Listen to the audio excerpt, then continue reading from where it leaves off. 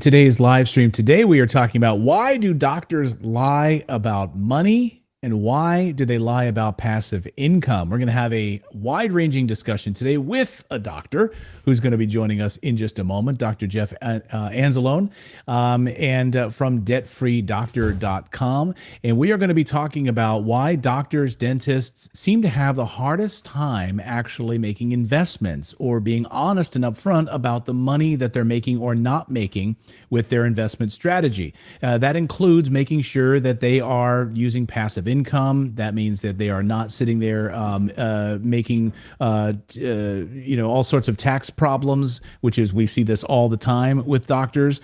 At Morris Invest, of course, we work with lots of high income earners, doctors, but they're so busy with their day job that, of course, they don't know the proper strategies for creating passive income, making passive investments, and also tax strategies to minimize their tax burden. It's actually pretty stunning. These are some of the smartest people in the world, and yet not very smart when it comes to their money. So we want to welcome in our special guest today, Dr. Jeff Anzalone from debtfreedoctor.com. Welcome into the show. Great to see you, Jeff, and thank you so much for joining us.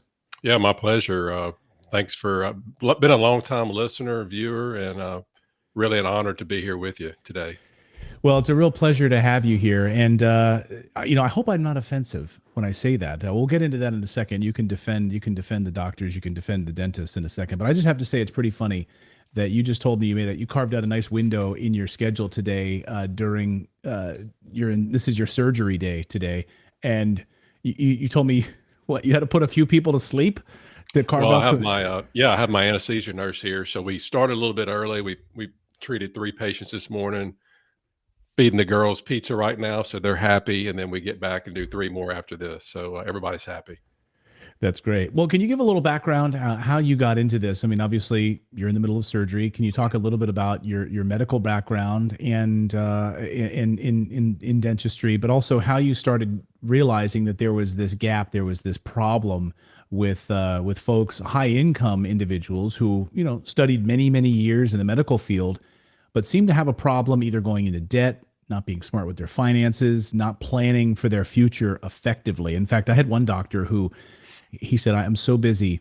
I have no idea what I'm doing. I have no idea. And he was like a top brain surgeon, one of the top brain surgeons on the East Coast. And he's like, he's a brain surgeon. He's like, I can't figure out this money thing. Can you talk about this? Yeah. So when I got out of my training, I was supposed to join a group practice. Unfortunately, it fell through. We had $300,000 of student loan debt, a 2-month-old who's now 19. That's how time flies. And the problem with medical school, dental school, they don't teach you 2 things about money and about how to run a business or practice. And unfortunately, this really put me back in like a scarcity type of mentality, because when you have all that debt in school, you get out, you're like, okay, well, I'm going to make pretty good money. It's not going to be that big of a deal. But when something like this happens and everything just goes away, you're just like, what do I do? Luckily, I was able to network, join a guy. He let me rent space from him. Let me, he kind of taught me the ropes. And back then I was following the Dave Ramsey method. You pay off all your debt snowball, smallest to largest. Took about 7.5 years to pay off all of the debt plus that first house. And it was kind of like, okay, well, then what? Well, the problem was 2 years later, we went snow skiing and I injured my wrist. And it's kind of hard to treat patients, not being able to use your hands. Right. That was the moment there. I was like, okay, well, all the financial advisors and everybody has told me, Dave Ramsey too, which he helped structure things, which I'm really glad I used him. But when I finished with Dave Ramsey, it was like, okay, I'm gonna be like all the other doctors and work till I'm 65 or 70, relying on a 401k. That's what everybody does. Right. Well, I'm like, well, crap. How am I going to feed my family if I can't work? And that was a light bulb moment that I was like, you know what? I've got to do something differently. And I didn't know what to do, but I started following wealthy people, and I looked and 2 things stood out. Number one, they all invest in real estate. At that point, I had 0. And number 2, they all relied on multiple income streams. And the thing is, once you start getting around wealthy people and you ask them what they do for a living, they don't say, I am a doctor, I am a lawyer. They say, Huh. I own businesses, I own real estate. And that was the difference. Wow. That's a powerful statement. I hope people are paying attention to that. I own, right? And it is not about the day job. It's not about the 9 to 5. It's not about the paycheck, right? It is about the cash flow. It is about that balance sheet. It is about that assets sheet, right? When you're looking at that at the end of the year, you're going to have your ups and downs with different cash flow, but it really is about that balance sheet, right? Yeah, that's for sure. And I did a YouTube video the other day talking about my mindset shift when I went from the Dave Ramsey method, paying off everything, and I talked about a truck. I said, I used to spend, you know, think about if you're going to buy like a $50,000 truck, you use the Dave Ramsey method. Well, if you're bad with money, then do that, save up your money, trading time for money, and you write a check for your vehicle. Or you can buy assets that cash flow to pay for your liabilities. And it's just so funny that the comments that people gave on that YouTube video, I'm not telling you what to do. I'm just giving you an option. And people they're just all over the place. And I put it like this. I said, if your dad or your parents buys you a vehicle, do you care if they pay cash for it, if they're paying monthly notes? The guy was like, no. I was like, well, what's the point? If Right. if you invest in something, whether you pay cash for it or whether you have something else to pay for it, if you have something else to pay for it, you're not trading your time for money. I've got a trailer park that pays my note. So I've got RV parks, or I've got all this other stuff. They don't teach you that at medical and dental school. So you have to change your mindset. And the most important thing, Clayton, as you know, is your time. And doctors don't realize that. We train in your brain surgery guy. I mean, that guy's probably been freaking training for 12 years after college, just grinding it out. He don't know jack about money. These kids getting out of college, they go to the pros, they don't know jack about money. Too much is given, much is required. Hmm. And unless I mean, why do you think all the lottery people that win the lottery go broke, bankrupt? Because they don't, I mean, it's usually the guy in the trailer that opens the door. Hey, I won the lottery. I'm going to the dentist tomorrow and this and that. And guess what? They're Right. bankrupt 2 years later, right? Because that's just too much to handle for them. And, Oh, and I, yeah. Oh, and I say with doctors, we get none of that training. And it's so important that if you don't take control over your finances and looking at, I know you talk a lot about self-directed accounts and things like that. And then you have these advisors that you'll go to and you'll ask them about that. Oh, you can't do that. You can't take money. And it's like, okay, well, I'm not. And it's like, if you don't take control of your finances, somebody else will. yeah, that's powerful. Now, when you had this aha moment, this epiphany, and you started talking to other doctors, other dentists, other folks in the medical field and the profession, what was their response? They think you were some sort of snake oil, because they're told, right? Oh, to 401k, put it in some money market accounts, put it on Wall Street, put it with some money manager because you're too busy. Let them handle it, sort of set it and forget it. When you started saying, I'm going to buy a mobile home park, an RV park, they must have looked at you sideways. Well, and I always tell people it's called personal finance because it's personal. It's what's right for you may not be right for me and vice versa. I'm just Right. giving people options. When you get out, I mean, when I got out of training, it was like I was like dead, rotting carcass because the vultures were just like circling me. It was like advisors, insurance people, salespeople. They're like, "Hey, there's a new guy in town. Let's put our claws in him."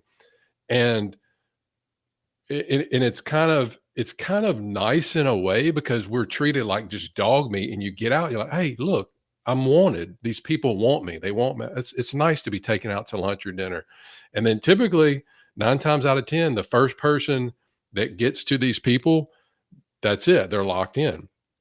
And the thing is, they only give you one option. It's you work for 40 years and literally, I mean, you could be working for 5 years, 10 years or whatever. You call your advisor, 9 times out of 10, they're like enjoying themselves. They're on a vacation or whatever because you're paying for, all their fees for the most part.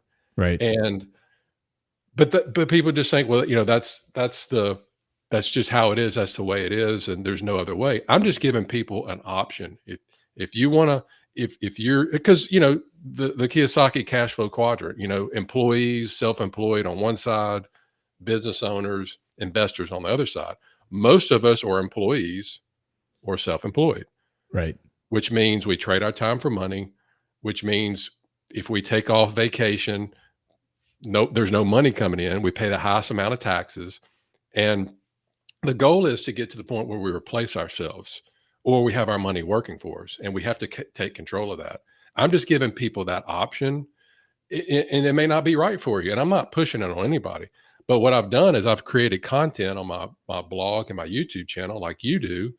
And you naturally just start giving out content and helping people and providing value to them. And then they'll just naturally, hey, they'll call me or email me or whatever. Hey, can we have a talk or conversation or go to lunch? And I think everybody out there has something that they could give value to people. Don't hold it in, share it. That's my recommendation. Right. Because when you do, it comes back, and that shouldn't be the motivation really, but it does. That's how it works. Right. I mean, it's when you're able to give, it flows back. And we want to sort of lower entropy in this universe. And I think one way to do that, of course, is to create some positivity and share that information with other people, because we don't have that financial education in high school and college, sadly, and growing up. So if you're just joining us for our special live event, we are live. Thank you, guys. You can drop a comment or question in the chat and ask any questions you want of Dr. Jeff Anzalone. His website is debtfreedoctor.com with some great resources. And we're talking about, why do doctors lie about money? And, really it's about lying about money to themselves. It's not lying about money to you. It's a personal, they make a lot of money. But are they really paying too much in taxes because they haven't really been honest with themselves and how to better their situation? They haven't been honest with themselves that once they leave the profession, that, well, what do they have to show for it, right? If they're working all these hours at a hospital on a regular basis, what do they have to show for it in the way of assets in the asset column after all of that hard work of many, many years of schooling and studying? What do they have to show for themselves on all of that? Doctor, before we get into real estate syndication and let's talking more about high income earners here, why should they invest in real estate? Let's talk a little bit about the tax implications, because I'm often stunned. Our sales team, when they talk to doctors for the first time, they're paying an enormous amount in taxes, right? And they don't realize that there are some options available to them by way of having a spouse who might be at home but is not working, might have the opportunity, of course, to do something really creative, become a real estate professional.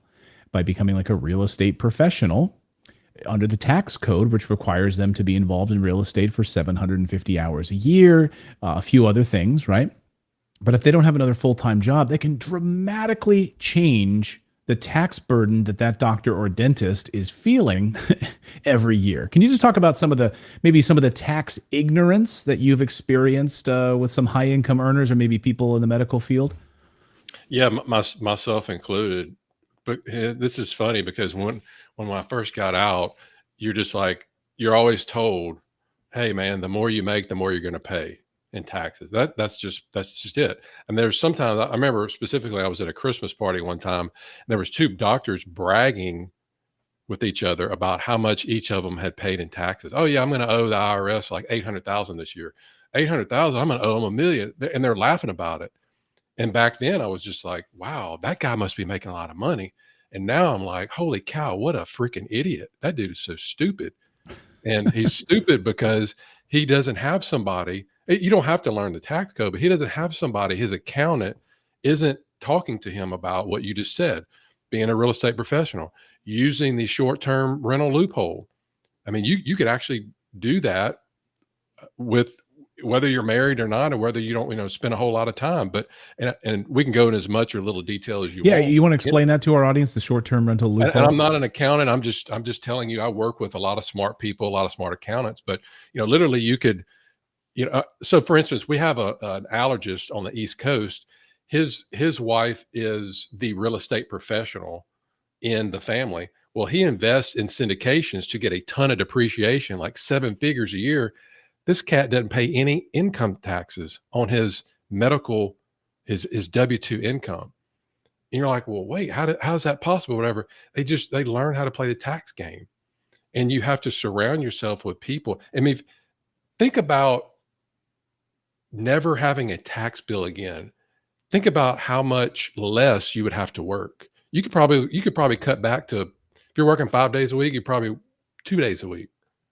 And it's just you just learn that. Now with the short-term rentals, you could buy a house. Let's say you buy a beach house in Destin, and you can get depreciation from it. You can get a cost segregation study, which is basically an engineer study. They come in and they segregate out the cost, because depreciation is basically the IRS allows you to write off the wear and tear of a vehicle, of a property, vehicle, whatever. Think of like a cell phone. Your cell phone. Let's say you pay $1,000 for a cell phone. What do you think your cell phone is going to be worth 5 years from now? A couple $100, maybe. Yeah, maybe $200. Yeah. Okay. Yeah. So that it goes down in value, just like the IRS will allow you to write off, which is great about real estate, the wear and tear of a property. Well, standard straight line depreciation, they say it's 27.5 years for residential and 39 years for commercial. Well, your dollars are worth more today than they are 30 years from now, right? So you instead of waiting 27.5 years, well, why not speed that depreciation up, accelerate that depreciation, so you can maximize your benefits now. Well, you can get a cost segregation study. They segregate out the cost of a property. So if you buy that beach house in Destin, well, different parts of your beach house or property are going to wear out quicker. The carpet is going to wear out quicker, than the 27.5 years. Unless you live here in Louisiana, it may last 50 years. You never know. But anyway, you can, and they'll segregate out the drapes, the roof, the landscaping, all that. And instead of waiting 27.5 years, they reclassify it into, typically, I believe it's 5, 7, and 15 years. And then you can actually use bonus depreciation, where you can get all that in the first year. So you're getting all that depreciation up front. And guess what? I think there's 7 different tests that you could use to materially participate in your Airbnb. And you only have to pass one. And I think the one, correct me if I'm wrong, the one that most people pass is they spend at least 100 hours a year managing this property. And they have to spend more time than anybody else. So think about it. If you're helping, you or your spouse, or you're helping book your beach house, maybe you're helping to do different things in the beach house, you can take that depreciation and offset your W-2 income with that. Just 100 hours a year. That's just one of many things. I mean, the real estate professional that you talked about is even bigger. But again, I'm just trying to educate people and get it out there. And if it interests people that they maybe want to lower their tax burden, talk to people about it, talk to experts to help them and educate them.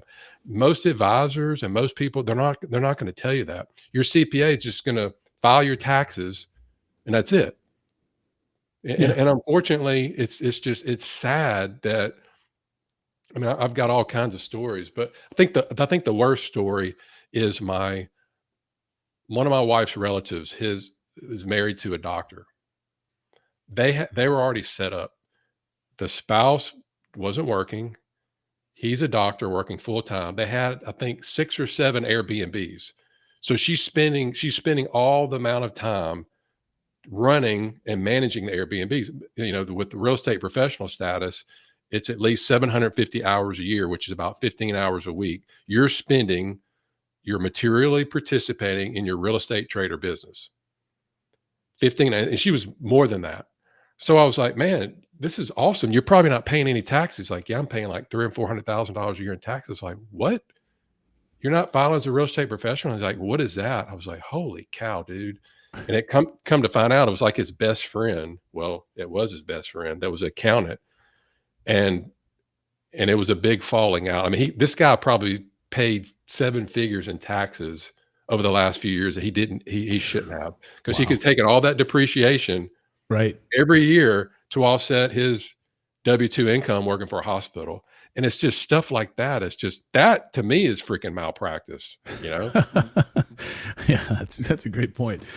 If you're just joining us, we're joined by Dr. Jeff Anzalone from debtfreedoctor.com. He's taking a break. He's got a few patients today. He's in surgery today. He's got a few patients as anesthesiologist there. They're getting some work done, so he's taking some time out here to talk with us.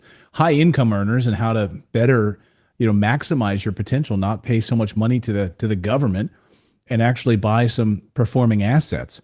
So, doctor, let's talk about on your website, debtfreedoctor.com. If people are interested in real estate syndications, first of all, can you explain to our audience that might not be familiar what a real estate syndication is and how you sort of maybe work with individuals on that? A real estate syndication is a group investment. So I would put some money in, you would put some money in, other people put money in. Let's say we buy a lot of RV parks. You could buy an apartment, you can buy pretty much anything, self-storage, mobile home parks. So you're a partner, you're a limited partner, you're a passive investor. So you can focus on your day job, put money in just like you would the stock market and get a return. Then you have the general partners, which are the people that they take care of everything. I think that the easiest way to explain it is like you go to the airport and you get on a plane. The pilots are like the general partners. They do everything. They run the plane, they check all the instruments, they make sure it's a smooth ride. And then the passengers, which are the limited partners in the syndication, they buy the ticket, they sit back, they relax. And but both pilots and the passengers, they're going to the same destination, the same goal, which is to get you safely to where your destination is. In a syndication, the goal is to go through, whether it's 3 years, 4 years, 5 years, and to sell or exit that property for a profit. One of them is passive. All I got to do is put in the capital. That would be the limited partners, most people, and they don't have to deal with tenants. They don't have to deal with any issues. And the thing is with that is where you start getting a return every month or every quarter, which can start to build up your passive income streams now instead of waiting till you're 65 or 70. That's the difference. Interesting.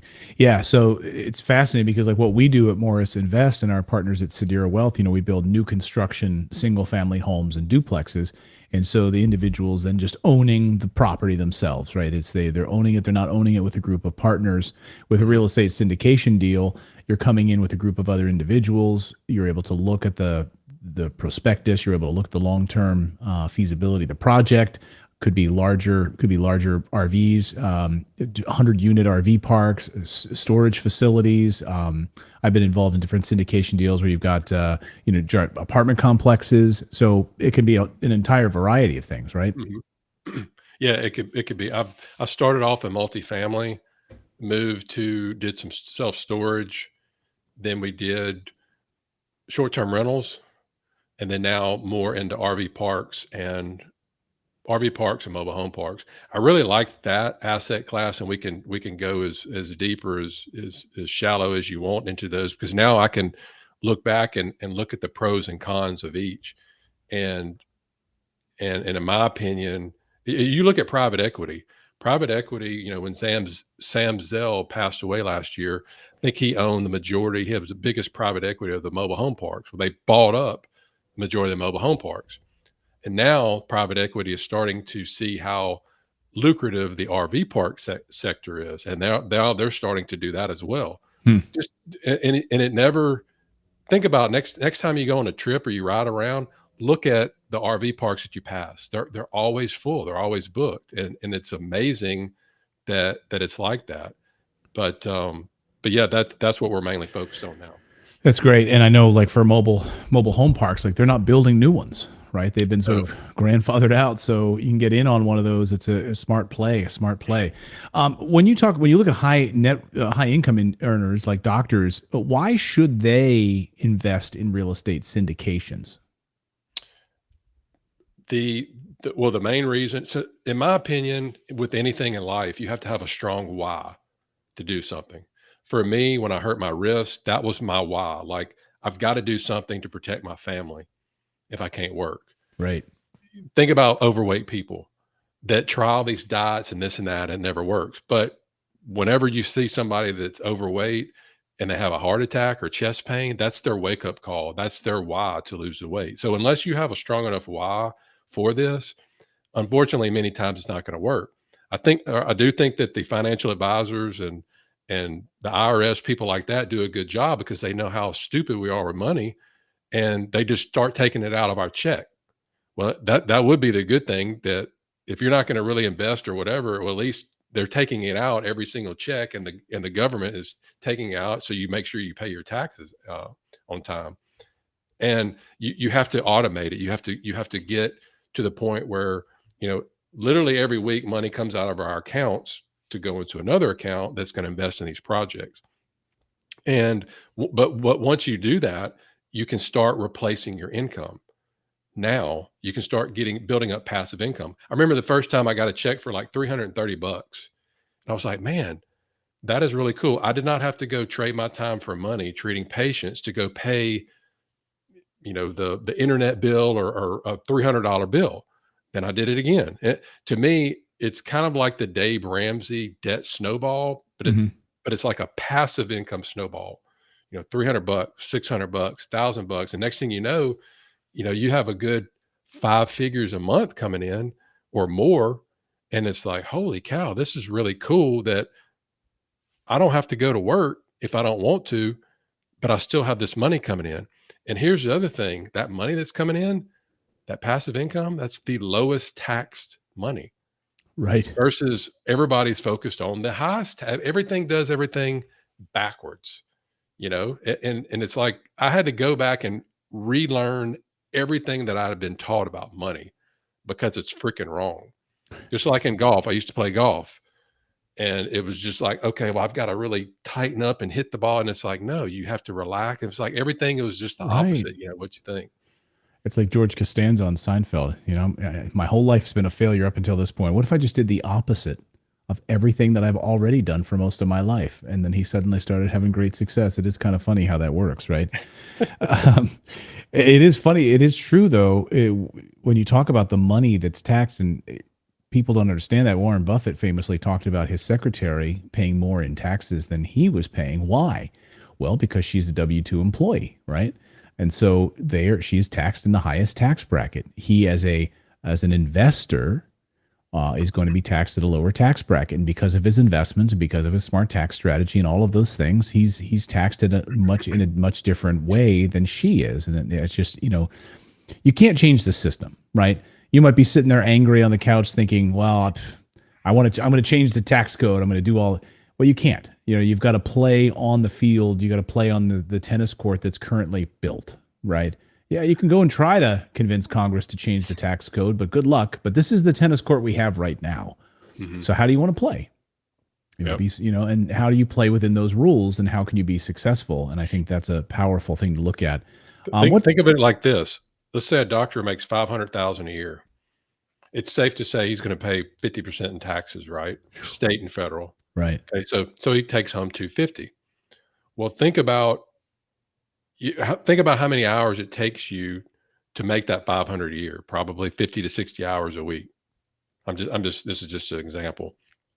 Okay, instead you use one of these strategies like Clayton and I are talking about, and so now we only work half the year. We make our 250, we stick it in our pocket, and we pay zero taxes. That's the power of this. Right. I want people to get to the point where work is optional. Think about, I'm here in my office and somebody comes here and, they're working 2 or 3 jobs. They really need this work done. And if work is optional, you can just go do the work for free. Huh. You're not stressed out about money and taxes, whatever. Think about if a lot of people started doing that in their jobs, how much better we could make our workplace, you Hmm. know? And it's just you just approach things differently if you're not so stressed out with money and taxes. And that's that's what I'm just trying to get people. It starts right here. You have to change your mindset. And once you change and start thinking about things differently, that's when things start to take off. And what Dr. Anzalone is talking about is not laziness, it's being smart. In fact, the government wants you to partner with them in this way, right? So now you're partnering with them and you're providing housing for people. You're building jobs, you're building businesses, and you're creating in the economy. So by doing that, it's actually doing more for the United States of America, what you're talking about, partnering with the government. That's why the tax code is so thick. Most of it, almost the entire tax code, is a series of incentives to partner with the government. The first few pages are about you paying the government taxes. The rest of the tax code is this thick. Or thicker. It's all about incentives and write-offs for you to partner with them and create jobs and build up the economy. Most people don't know that. Yeah, because most of the government is, like you said, they give all the tax breaks to two people. One, the business owners. Why? What do business owners do? They employ people. What do employees do? They pay taxes. Okay. They're going to give them all the incentives. They want to encourage them. They're like, okay, well, there's somebody that can go out there and give us 100 new taxpayers. Let's give him all the incentives. Of course you would do that. Right. And then they don't want to get into the landlord business, but they do know that people need housing. So they're going to give all the tax incentives to the people that own real estate. And if you just learn those two things, that's it. That's the tax code, just like you said. So here's a couple of questions from our audience. St. Mike Plass asks, what's the minimum amount of money I can come with on a real estate syndication deal? I have $15,000 I'd like to throw at this. For real estate syndication, I think you have to be 15, I think is a little too low, right? Do you have like a minimum? Is it like 50 or so? Yeah, most of the, well, let me take a step back. I didn't talk about this. The majority of real estate syndications are for people that are accredited. And what does that mean for our audience that doesn't know what an accredited investor means?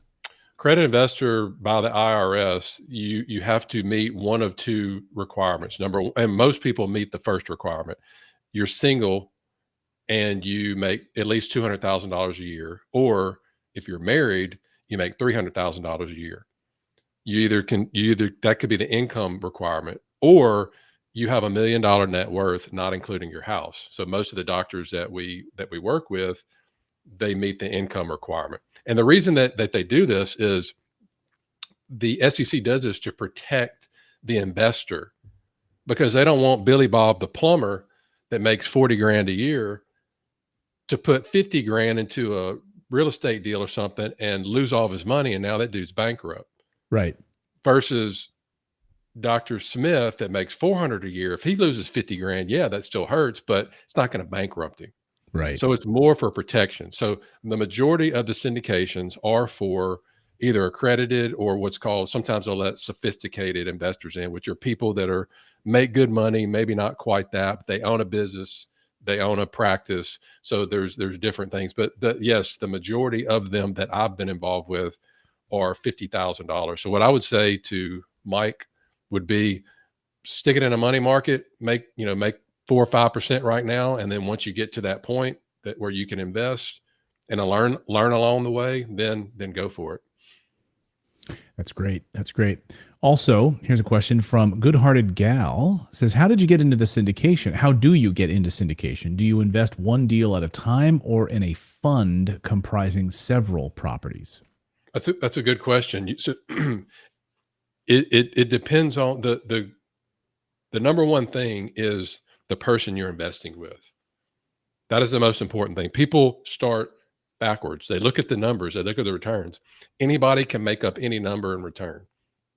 Unfortunately, that's what most of them do. And there's only just a handful of good, I was working with different people. Some of it worked out, some of it didn't. And then I took matters into my own hands. Like my dad used to say, he still says, if you want to do something, if you want something done right, do it yourself. Son, you do it yourself. Right. So I partnered with a real estate attorney and we formed a company, Blue Metric Group, and we're buying RV parks. So you can go to bluemetricgroup.com and take a look at our portfolio. I think we're up to 17 now. We just closed on one in Montana, beautiful glacier up there. But it's it's the people that run, that manage. So that would be the most important thing to look at. And then from there, do you want to invest in just one deal? Or if you're a little more risk averse, then you may want to look at a fund. And a fund would be kind of like a mutual fund. So a single stock, which say you invest like in Apple. Well, that would be like investing in a single syndication. Or you can invest in a real estate fund, not a REIT, a fund, a syndication fund, which is kind of like a mutual fund, which has like multiple stocks in it. Well, this would have multiple syndications deals in it. So it could have like, we've got one that's got like 8 or 9 different RV parks in it. So you still have a piece of all of them. So it just kind of depends on you're risk averse or you're not, kind of your risk tolerance. That's great. Lindsay H says, yeah, there are a lot of RV parks up here by the beaches, prime locations as well. What are some effective tax strategies that, well, you mentioned some of these things, but I mean, if there's any that we didn't cover here, what are some effective tax strategies for high income earners who are investing in real estate? I mean, we talked about short-term rental loophole. We talked about real estate professional. Any other pop out that you want to maybe fill in our audience about? Well, with regarding the syndications, 9 times out of 10, people mistakenly get in those thinking, hey, I can put 100 grand in and then I can use the depreciation to offset my W-2 income, which, as we know, Reagan got rid of that back in, I think, in the 80s, when a lot of doctors just do that, invest in real estate, oil and gas. And then he passed a law to make it to where you can't do that anymore, like the passive activity loss rules. So, but even though you invest like in a syndication, you're getting tax deferred money. Let's say you put 100 grand in something that's paying 8% a year while it's being held. Well, that's $8,000 a year tax deferred. That's huge. And you keep doing it and you keep building up depreciation. You can keep carrying those losses forward. And that's a great tax strategy if you want to replace your expenses as quickly as possible to get to the point where, again, work is optional. And I'm not anti stock market. I'm not saying just completely get out of it. I've got stuff in, our office 401k that I'm going to use. We have 529 plans. We have self-directed accounts. We have real estate. And it's just cool waking up. I told my wife actually yesterday, I said, it's nice waking up and you get a check from a trailer park. And then the day before, an RV park. And before, it was just me. It was just me trading time for money. And that was it. And I'm just trying to make awareness to people that there's many different ways to skin a cat, especially if you're from Louisiana.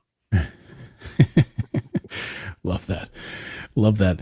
So, I think this is really powerful, talking about mindset shift and coming out of your comfort zone with this. I think people are scared to dive into something that they haven't been taught and drilled into their brains since childhood. You work for somebody else, you pay taxes, that's how you do it. But when you start thinking outside the box, people, I think, start getting a little scared about it. I know I was. And for me, my aha moment was when I lost my job. They didn't renew my contract, back in the day. And I thought, oh my God, I'm beholden to this boss for the rest of my life. And I never wanted that to happen. For you, it was your wrist, right? It was your hands, working with your hands. For me, it was, wow, I lost my job. And I want to develop a way to build passive income every month that I don't have to answer to a boss. I'll work for some for the next couple of years, like I did, but that's not gonna. I want to make sure my family's taken care of. There's food on the table. I can take care of my kids regardless of the whims of a boss or the whims of the economy, which you're currently seeing all these big tech companies laying people off and scrambling. And what are they going to do? If they had money coming in every month, they could make a different decision about where they want to live the rest of their life and how they want to live the rest of their life. Doctor, it's been great having you here. And I know you've got patients who have been knocked out and who are under anesthesia, and you probably have to get back to them in surgery today. So I don't want to take up any more of your time. Where can people learn more about what you're doing in the syndications and your education that you're bringing to people? Well, I started off with my blog, debtfreedoctor.com, And then I started noticing, well, I don't read a whole lot of articles. I'm mainly on YouTube watching videos, which is where I've learned 95% of what we've just been talking about today, real estate and taxes. So I started a YouTube channel, which if you go to debtfreedoctor.com, the YouTube channel link is on there. And I've had a few in the last few days that have called quite several comments on some controversial issues. So if you want to check those out, go to debtfreedoctor.com, click on the YouTube link, subscribe to it, and reach out for any type of topics that you would like me to do a video on, or any type of questions that you want to answer, because that's the whole point. I want to give you what you want. So reach out to me, and happy to do it. I love that you say this too. It's the most direct, up close, and personal way to dive into your real estate investing education on your channel. If you want to take a week off Netflix and Disney Plus and immerse yourself into some valuable, actionable entertainment, this is the place to do it. That's right. Turn off the Netflix for a weekend and take some time. We have people on our channel here who say they'll binge watch videos, and they'll, it can change their life, and I don't care where you go. I don't care if you go to my channel, you go to Dr. Jeff's channel. It's all about floating all boats here. You invest in real estate syndications, you invest in what we do, single family homes. I don't care. Just start taking action and educating yourself, and start to build passive income and understand how the tax code operates and how you can work within that tennis court to play the best game possible. Dr. Jeff Anzalone has been my guest. Thank you so much for joining us here on the show. We really appreciate it. I'll let you get back to it, Doctor. Thank you so much for your time. My pleasure. Thanks for having me. Enjoyed it. You bet. Thanks so much. And we really, really appreciate it. So say goodbye to Dr. Jeff, everyone. Thanks, everyone, for all your great questions in the chat as well. We really appreciate it. Thanks again. Well, thanks to all of you for joining us here on this special broadcast. We really appreciate it. Again, check out everything that Jeff had to offer there, and we'll have links in the comments below for you to dive into his website. If you're also interested in, like I said, booking a call with our team, we can connect you. That's what our team does too. We're all about helping people. So if you'd like to book a free call with our team as well, you can go to morrisinvest.com, click on the little book a call icon right there, and a little calendar will pop up on the screen, and you can talk with our team as well, and we'll make sure you're all connected in the right ways as well. If you'd like to start investing, or just get your head around this idea of passive income and how to start building wealth the correct way. So my thanks to all of you guys, and we'll see you back here real soon on the channel. Thank you guys so much for subscribing, being a part of our